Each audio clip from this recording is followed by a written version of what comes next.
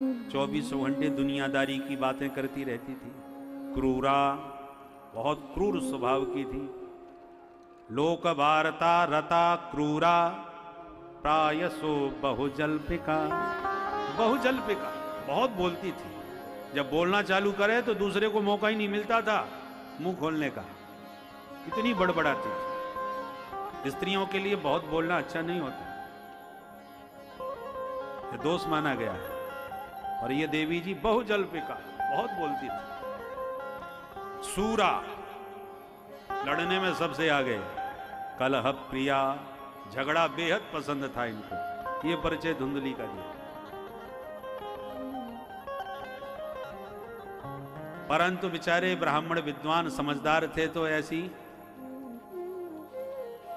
कलह कारिणी से भी काम निकाल रहे थे।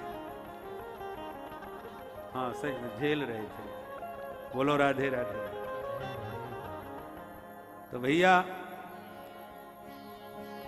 जब कोई गले पड़ जाए तो फिर निर्वाह करना पड़ता है। तो बेचारे ब्राह्मण निर्वाह कर रहे थे, गुजारा कर रहे थे। पर एक ही मन में कष्ट है कि भगवान ने कोई संतान नहीं दी, ना बेटा ना बिटिया, कुछ तो मिले। एक बच्चा होता और एक बिटिया ही हो जाती।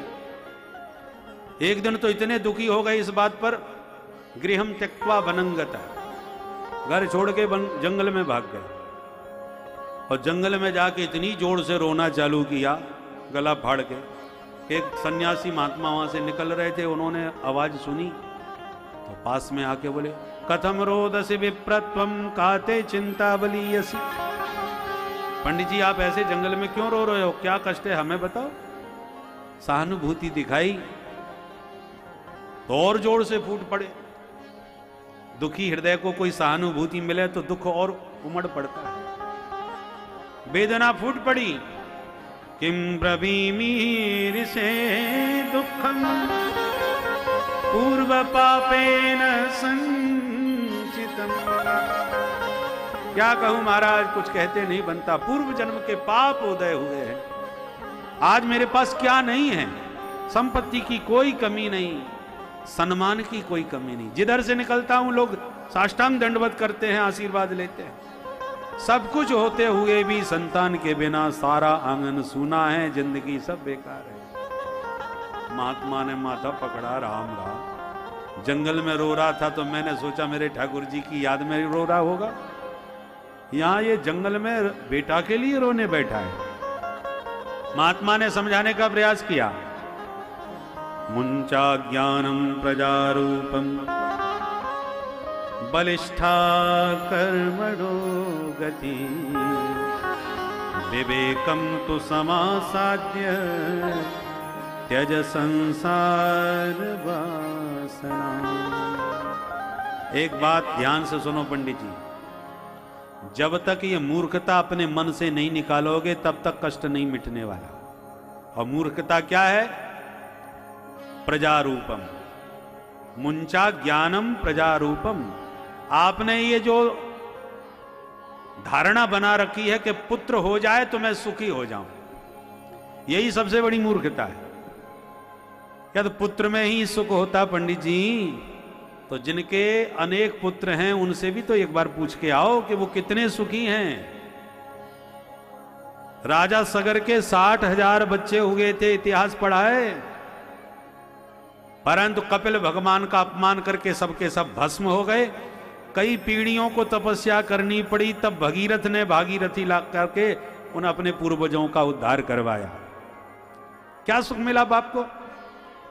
बेटा बेटी में कुछ नहीं धरा है। सुखी होना चाहते हो तो संन्यासे सर्वथा सुखम। सच्चा सुख संन्यास में है। बाहवारे मौज फकीरा दी, मंग तंग के टुकड़े खांदे और चाल चले है अमीरा दी। वाहवारे मौज फकीरा दी। मांग मांग करके जहां मिल गए टुकड़े खा लिए, पर चाल बिल्कुल जमींदारी की तरह। जागीरदार साहब जा रहे हैं, जमींदार साहब जा रहे हैं। अमीरा दी, अमीरों की चाल में मस्त रहते हैं महात्मा। वो महात्माओं की मस्ती में आनंद है। कहां बेटा बेटी के चक्कर में पड़े हो। पंडित जी हाथ जोड़ के बोले महाराज जी बुरा मत माना, तुम जैसे बाबा बैरागी क्या जानो बेटे का सुख क्या होता है। मुझे प्रवचन मत दो, आशीर्वाद दो कि बेटा हो जाए बस, और मुझे आपसे कुछ नहीं चाहिए।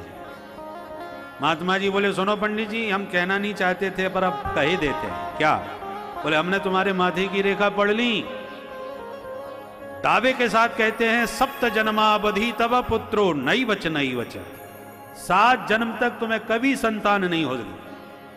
अब तो सुनते ही पंडित जी को इतना धक्का लगा, जोर से धरती में सिर पटक दिया। महात्मा घबरा गए, पंडित जी क्या कर रहे हो भैया, मर जाओगे। पंडित जी बोले हम तो मरने के लिए ही घर से निकले थे, आप मिल गए तो हमें लगा कि आप हमारा कष्ट दूर करोगे, पर आपने 7 गुना बढ़ा दिया। मैं तो इसी जन्म के लिए रो रहा था, आपने 7 जन्म की और सुना दी। मैं कुछ नहीं जानता महाराज जी, बेटा दो नहीं ठीक नहीं होगा। महात्मा बोले ये क्या मतलब हुआ? मैंने तुमसे कौन सा रुपया लिया है, दक्षिणा क्या लिया है मैंने जो तुम ऐसे मांग रहे हो पूरे अधिकार के साथ? नहीं दिया तो क्या कर लोगे? बोले नोचे त्यजामि हम प्राणा त्वदग्रे शोक मूर्छिता, बेटा नहीं दोगे तो सचमुच आत्महत्या कर लूंगा आपके चरणों में गिर के।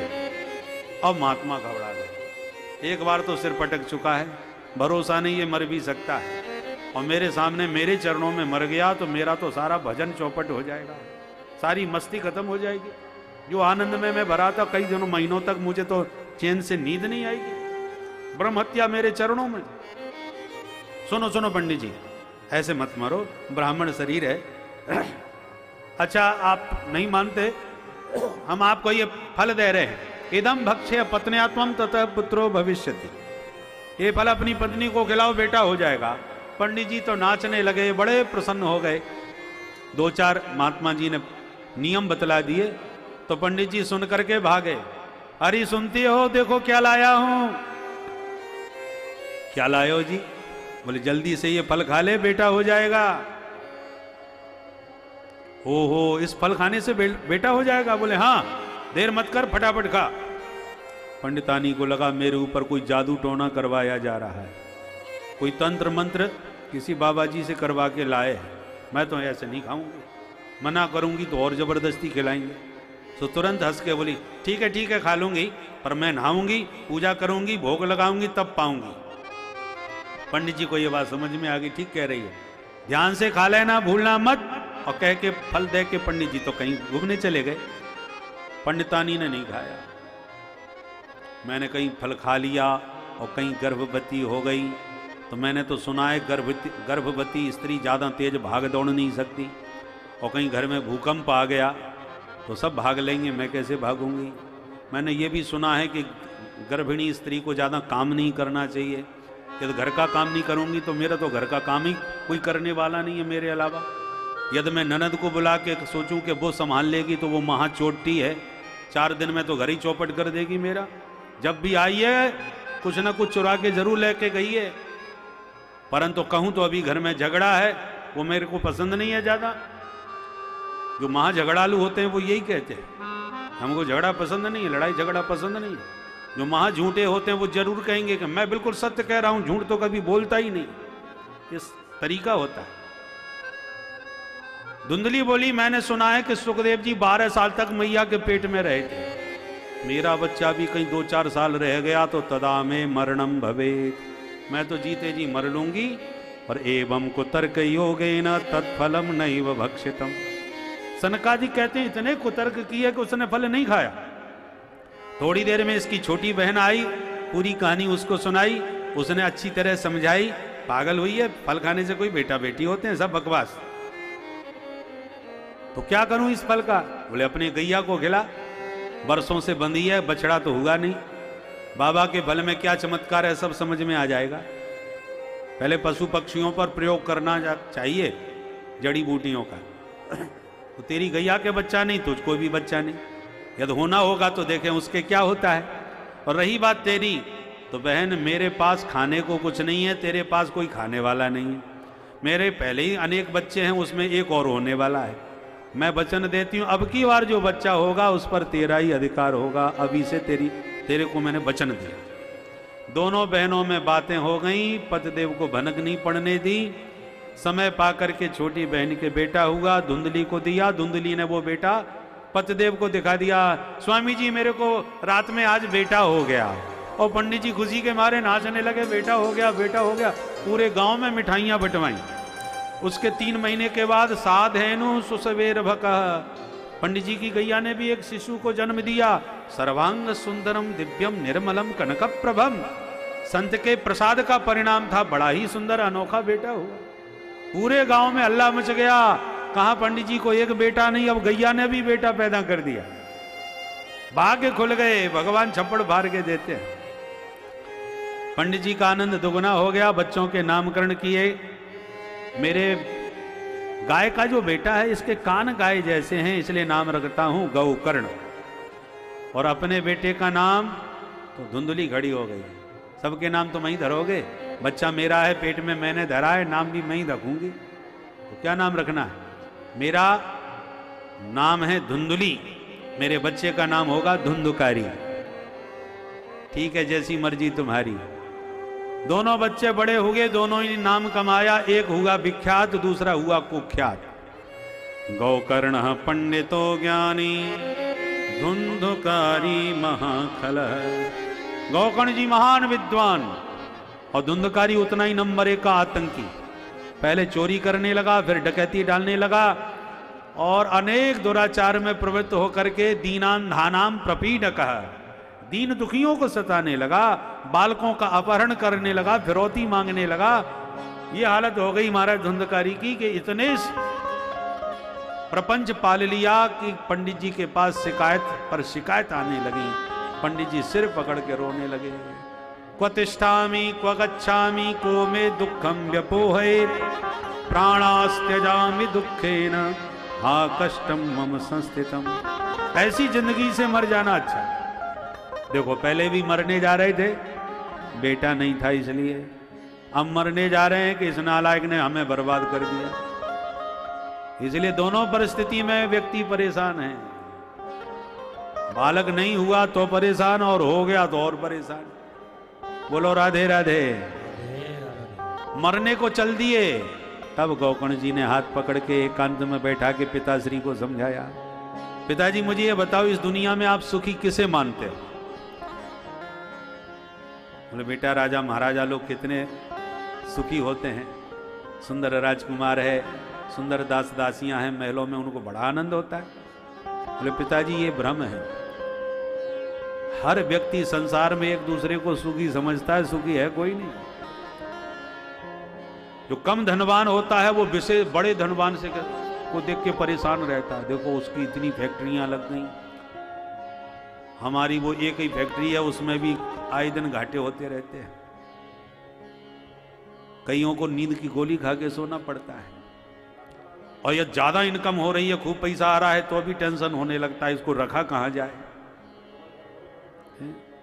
स्विच बैंक में सप्लाई कर दें तो आजकल वहां पर भी खतरा मंडरा रहा है, तो वो भी परेशान है। धनवान को चैन से थोड़ी सो पाता है।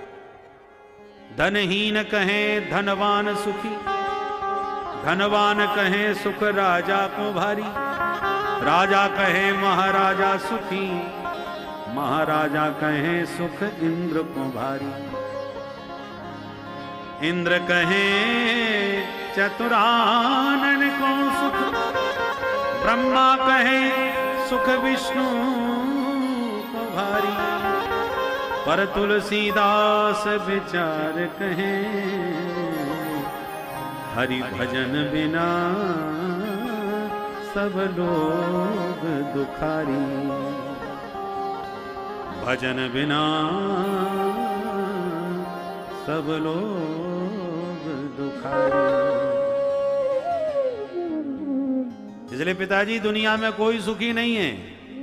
कोई तन दुखी, कोई मन दुखी, कोई धन बिन रहत उदास, थोड़े थोड़े सब दुखी, सुखी राम के दास। राम के दास कभी ना हो वह उदास, बाकी सब दुनिया में निराश, सब हताश, परेशान है। परेशानियों के स्वरूप अलग अलग है, दुख का स्वरूप अलग अलग है, पर संसार है सब दुखालय। दुखालयम शाश्वतम, गोविंद गीता में कह रहे हैं, दुख का आलय है। जैसे भोजनालय, विद्यालय, औषधालय, पुस्तकालय, तो जिसमें जाओ वही वस्तु मिलेगी।